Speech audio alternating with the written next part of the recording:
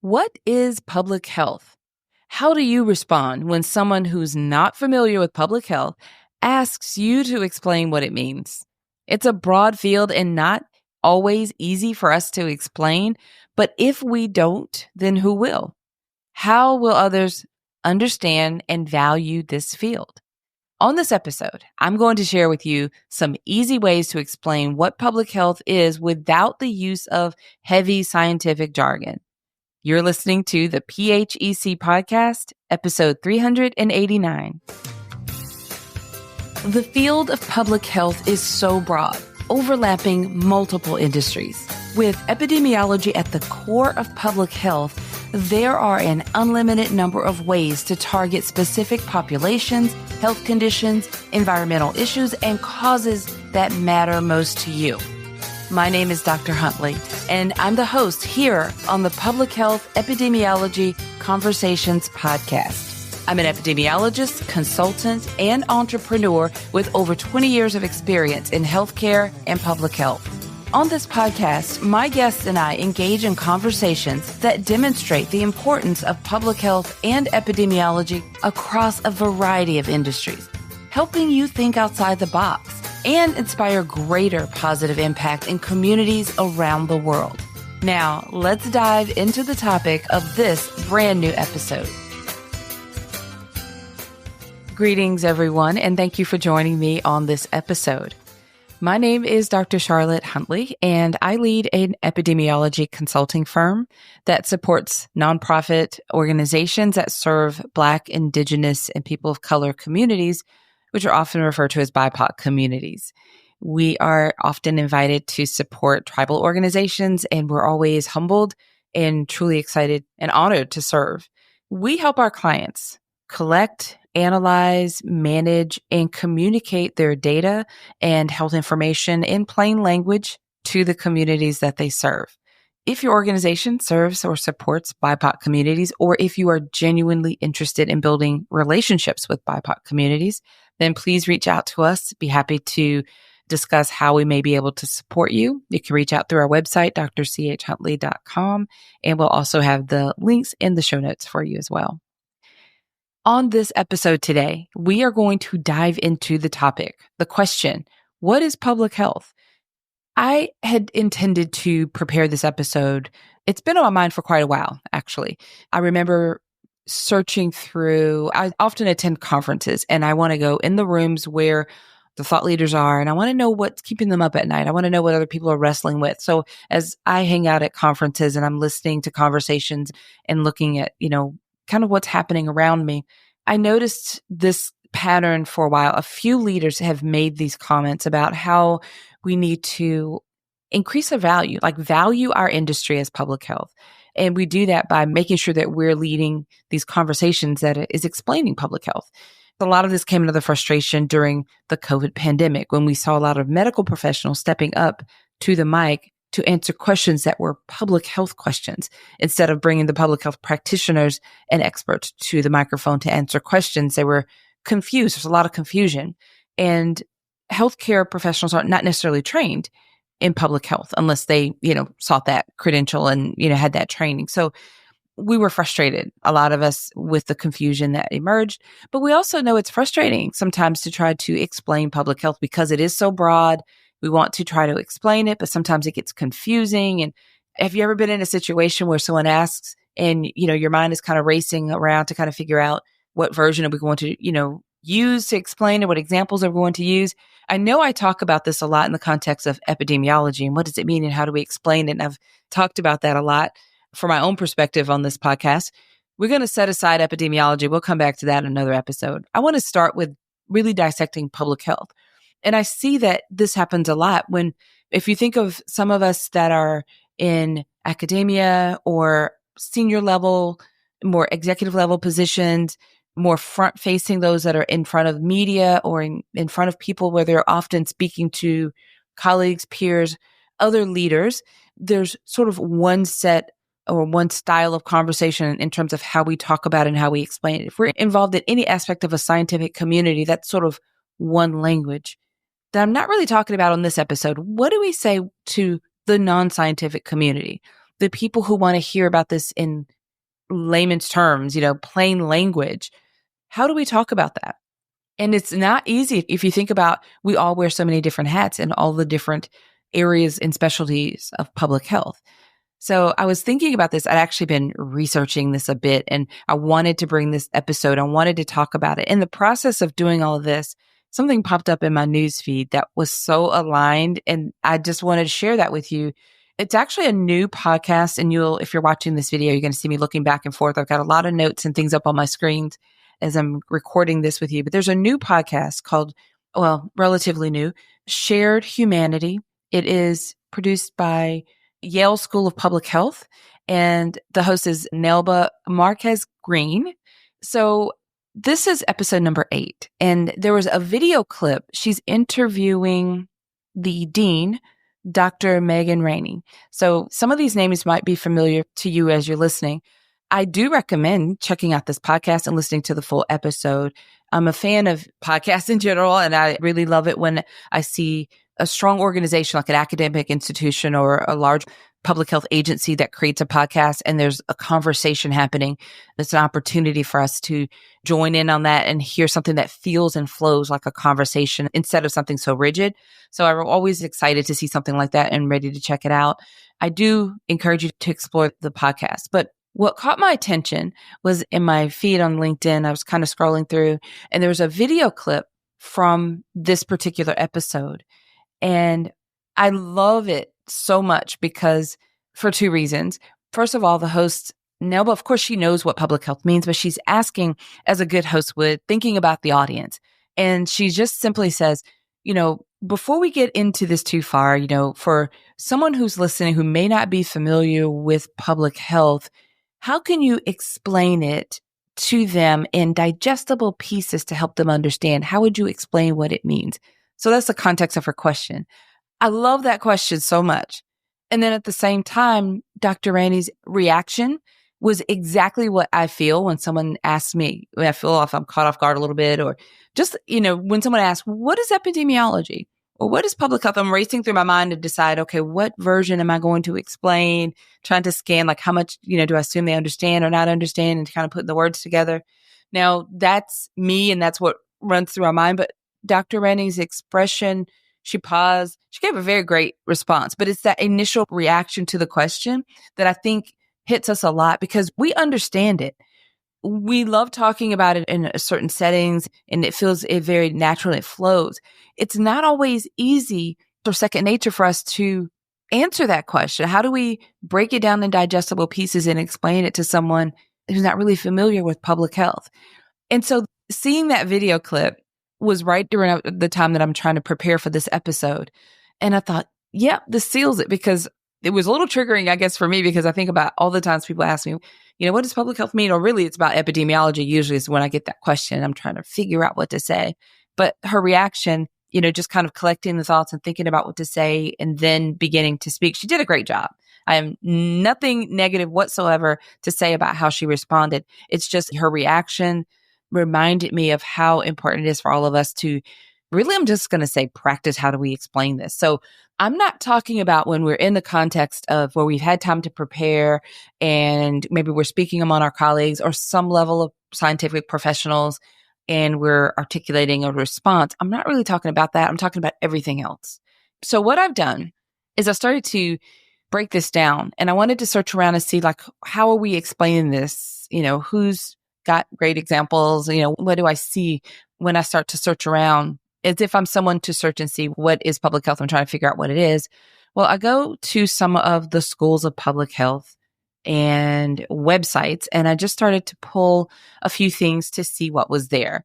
So I'm going to share a few examples of what I found. What I'm building up to is sharing with you some I'm going to share little conversation starters in just a few minutes. And what I'm calling them conversation starters, because there are ways that you can explain public health in very simple, easy to understand, I think, language.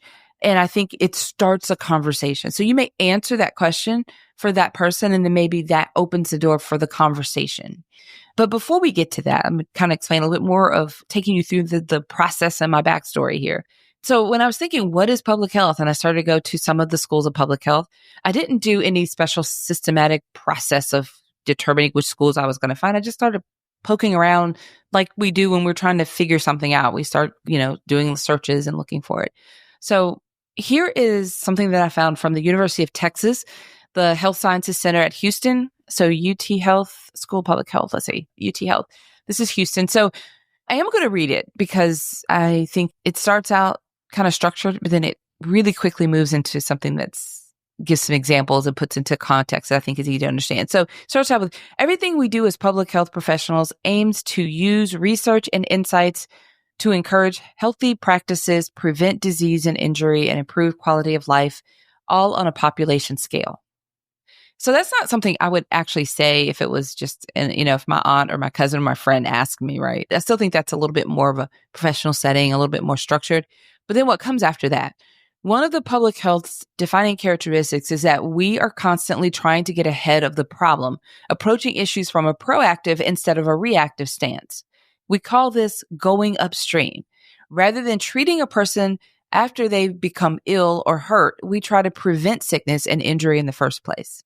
I like that because, we use that phrase, going upstream a lot, but I really like the way that they explain that. And I think that's something that can be pulled into conversations and, can really help people to kind of start to frame and understand, oh, okay, that makes sense to me, moving it along. So they go on with another example here. They say things like worker safety regulations, vaccination campaigns, promoting good hygiene in school, and having open, honest conversations with people about the risks of unprotected sex are all examples of public health efforts that have saved lives and prevented the spread of disease.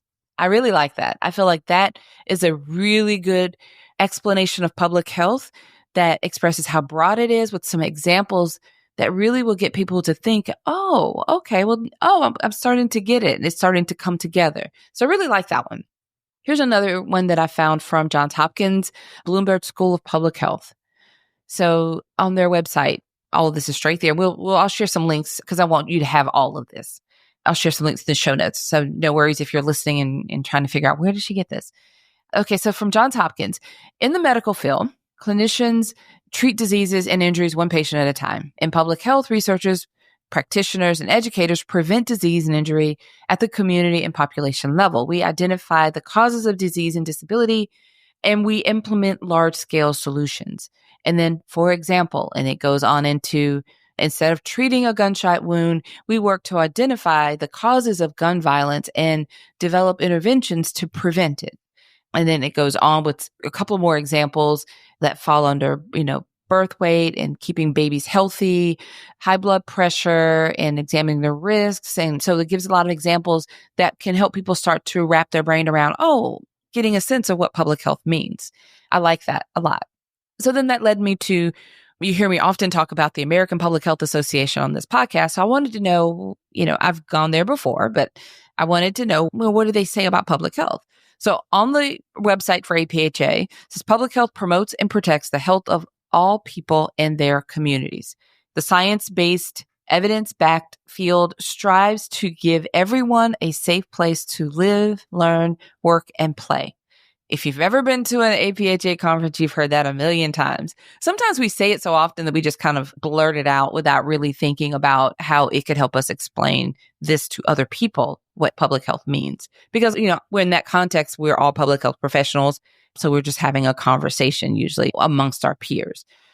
So they do go on to have a lot of other examples on their website as well. It says every day the public health field is working, often behind the scenes, to prevent hazards and keep people healthy. For example, public health is responsible for, and it has a whole list of things that are very much like what I described in some of the other examples that kind of give all the examples of gun violence and nutrition programs and vaccinations and climate change and racism, or declaring racism as a public health crisis. So all of these things are part of the examples that are on the APHA website to help explain what public health means. So then I got to thinking, let me roll it all back, and I wanted to go to defining health. So I went to the World Health Organization's website. So the WHO defines health as health is a state of complete physical, mental, and social well-being, and not merely the absence of disease and infirmity. So for some reason that really started to ring as a strong reminder. So as I started to pack these conversation pieces together, I thought, when someone is not really familiar with public health and we're explaining what public health means, I think it would be really good for us to incorporate what health means so that people are understanding that, this kind of two components of health is more holistic. It's physical, mental, and our social well-being. And it's also not just the absence of disease. So keeping that in mind, I know I'm kind of you're getting me, where are you going with all this? I think these are just some of the things, and if you think of buckets here, I think it's great to scan what other websites, what they have and what they have to say about public health. Other websites meaning our academic institutions, maybe your alma mater, maybe your current student, maybe you work there. What do they have to say? Or maybe some other academic or institution that you look up to or that you admire, that you follow. What do those leading schools of public health have to say on their websites, and pull that information and then disseminate that out into the community. Use that, put your own twist on it. You can do all of these things. I'm not saying that you need me to help you explain public health to other people. What I am saying is that as public health professionals, everyone listening to this podcast, we have the ability to do, and it's in our power and our, part of our strength as individuals, is to translate that, explain this to others, bring value to our industry by helping other people truly understand what public health means and what it is so that they can start to value public health. We bring that value by taking the effort to explain it, and then we can start to value our industry and other people start valuing our industry as well, which I think goes a long way, especially in the heels of this crisis coming through the COVID pandemic, the height of the pandemic. We know COVID is still here, but a lot of our, flaws were highlighted, as well as a lot of things that we did well. But we know now more than ever how important it is that people truly understand what public health is, and we need to value it more. So my goal is to share some conversation starters with you. These are some simple ways to explain public health when you're being asked by people who really just want to understand. And maybe they're really not wanting a technical answer. They don't want something that's really scientific or really using a lot of scientific jargon. And that's what I've brainstormed out, put together. And I really had my team we went as far as, I want to get this into your hands. This is not the end all. This is just to get you started. Maybe you'll take this list of what I'm going to share with you and you'll share it with students if you're a professor. Maybe you'll share it with colleagues and, that could use it in a variety of ways. And maybe you'll take it and add to it, put your own spin on it. I would love for this to become a growing list, but it's, you may take this and just take a few things and incorporate it in what you do, or put your own spin on it and run with it. But it's something to help us practice. And I'm going to go through some of these, and I've got several of them highlighted as my favorite, because when I read them, created them, tweaked them, read them out, it made me think of certain people that I would love to really just go back and share that with them. It reminded me of a lot of times when I was asked to explain, and I don't think I did such a great job. I left them more confused than clear. So this is helping me, and I hope it helps you as well. So I have several that I'm going to read to you, and we're going to talk through. And then on the show notes page, I'll tell you at the end, but basically the show notes page, you'll be able to see all of these, or, download a copy that you can have to use however you decide to use it. Okay, so the first few that I'm going to share with you, I think are actually really good if you are having conversations with kids, maybe not little kids, but school age kids, maybe middle school, high school kids that are, trying to understand it. These are, at this age impressionable age where maybe they're even thinking about what they want to do and trying to decide on a career.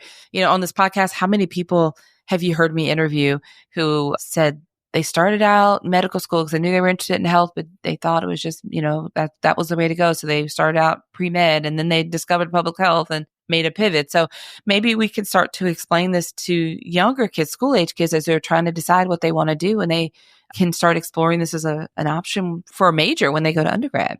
Okay, so here are just some examples. And this, like I said, these first three are for kids. Well, not just for kids, but I think I put it in the context that way. All right, so here's number one. Public health is about creating environments where it's easier to be healthy, like making sure your school has decent lunches, working water fountains, and clean bathrooms. or making sure that there's safe places to walk, bike, or hang out with your friends. Tweak it however you like, but I think that could be really, I'm thinking about some of the times I've had conversations with younger kids in my neighborhood, especially when my kids were, when, their friends were over, and sometimes the conversations would come up. Here's another one. It's like if someone's asking, again, this is like how you're explaining what public health is. It's like being a health teacher for the whole city. Public health workers help everyone learn about staying healthy, from teaching kids about washing their hands to showing grown-ups how to eat better and exercise more. All right. Here's a third one in this category for you. Again, answering for, kids. Public health is like having health coaches for entire neighborhoods. They help communities get things they need to stay healthy, like making sure that they have safe parks for kids to play in and places to buy fresh fruits and vegetables. All right. So those I thought were just kind of kid friendly. And, again, we're talking kind of school age, middle school, high school kids. But, it doesn't have to be limited to kids. So I'm going to read a few more. I actually have a lot. And for the sake of time, I won't read all of them on this episode. I want to read a few of them. And then I'll let you know how you can, like I said, show notes is where you can download a good list of them. Okay, let's see how I can do with time. A few more examples, how you can explain public health to people who, and it will, regardless of where they are, but just explaining public health, it's not too technical and more relatable, and that I think can be really great conversation starters. You may explain it and they're like, oh, okay, good. And it settles there and the conversation may pick up later, or that might be all they need, or it might really open up the door for a much deeper conversation. All right. So here's one. Public health is about fixing health problems at their source. Instead of just treating someone's asthma, public health workers tackle air pollution that's causing breathing problems for everyone in their neighborhood. They're dealing with the root cause, not just the symptoms. All right, here's another example. It's like being part of a health protection team that works behind the scenes. While you might not notice them day to day, public health workers are making sure the water you drink is safe, the air you breathe is clean, and disease outbreaks don't spread through your community. All right, here's another one. Now I have stars next to these because I especially like these.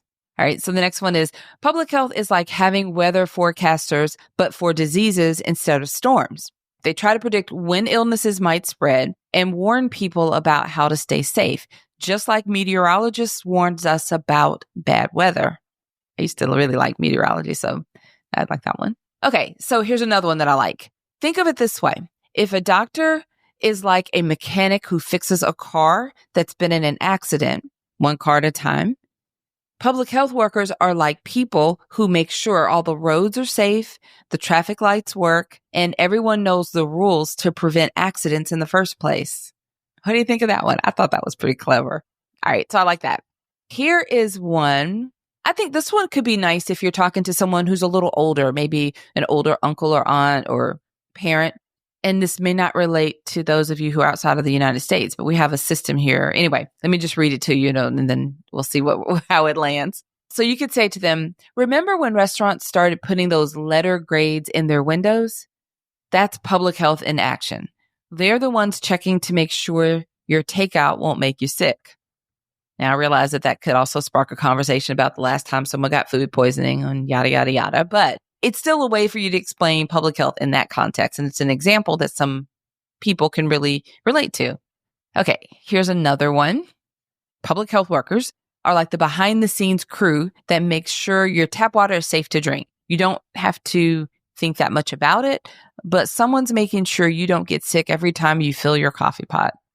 Now, when I read that one, I think about my father-in-law, and I actually might just bring this up in a conversation because he is very old school. He loves like a fanatic about his coffee. And a lot of you may be listening thinking, I don't drink tap water, but a lot of people do drink tap water. And we've had a conversation about tap water before, and he doesn't like the filtering system that's in my refrigerator. Like, why can't you just drink tap water? There's perfectly good water. So now I think I want to go back and have this. I want to read this to him. I want to say this to him. So anyway, I like that one a lot. All right. So let me just read a couple more and then I'll wrap up. And like I said, you can read the rest of these on your own. Okay. Think about your workplace safety rules, like wearing protective gear or having fire exits. Public health people help create those rules so that you don't get hurt on the job. I think this is a great one. I think of especially folks that are maybe factory or laboratory type work where you have to wear, you have rules about what shoe you can't wear, open-toed shoes, and you have to wear safety goggles. Like people that have that, those requirements. This is a great example, a great way to talk to them about public health. All right, here's another one. They're the ones, meaning public health workers, who figured out that cigarettes were killing people and fought to get warnings on packages. They look for things that are making lots of people sick and try to stop it. Be careful not to get into an argument with someone who's still smoking about, that could go down a whole different rabbit trail. So you just pick and choose which ones of these you'd like to use. Every time I wrote one of these, I thought of like someone in my family or someone that I know that would have an objection to what I'm saying, how it could easily be twisted into some sort of argument. Don't go down that road with anybody. These are really those moments when someone's genuinely trying to understand what public health is or what you do, and maybe you're just trying to respond to them in a way to help them understand. All right, let me give you one more. Public health folks are working in the background to catch health problems before they mess up your life. They're not the doctors you see when you're already sick. They're the ones trying to keep you from needing to go to the doctor's office in the first place. I like that one too. So you get the hint, you get the gist here. I am giving you some examples of conversation starters to help you get going. I would encourage you to download, get a copy of this from the show notes page and practice this with if you're students, practice with your fellow classmates.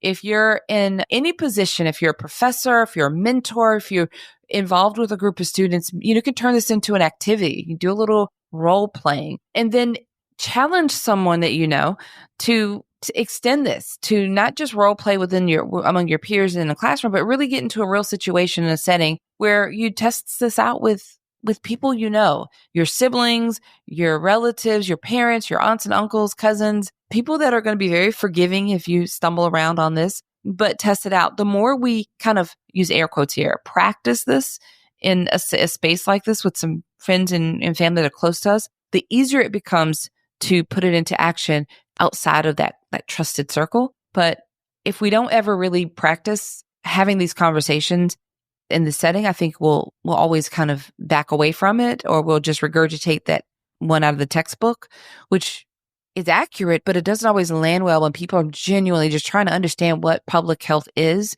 what we do, what does this mean? They're trying to wrap their head around it. And I think that this is where the power comes. We add value, we become more confident, we value it, we're proud of what we do, and we want them to understand, what we do and how we serve and how we show up. So hopefully this is going to help you and help others understand what is public health, right? We want to be very conversational about that. You won't knock it out the park every single time you do this, but just keep doing it and it will feel a little bit better each time. And you just laugh to yourself when you botch it and you walk away. It's like, okay, well, at least I tried.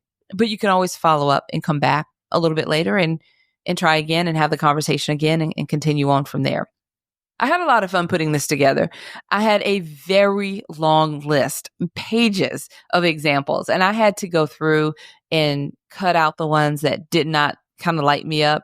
And it's a little quirky. We're all a little kind of awkward and nerdy, but we embrace that, right? So some of these are like, I would never say that. You were reading, I would never use that. That's okay. Tweak it and make it your own. But the point is that we really need to, I'm encouraging you to take some action on this. Have fun with this, but this is something that is all within, all of our wheelhouses, right? All right. One more thing before we go, please take a moment and share this episode with a friend. I know that at least one person who would really like to hear this episode and get their hands on this document that I'm talking about. Send this episode to them directly by sharing. If you're listening on one of the podcast apps, you can share that to them in a text message.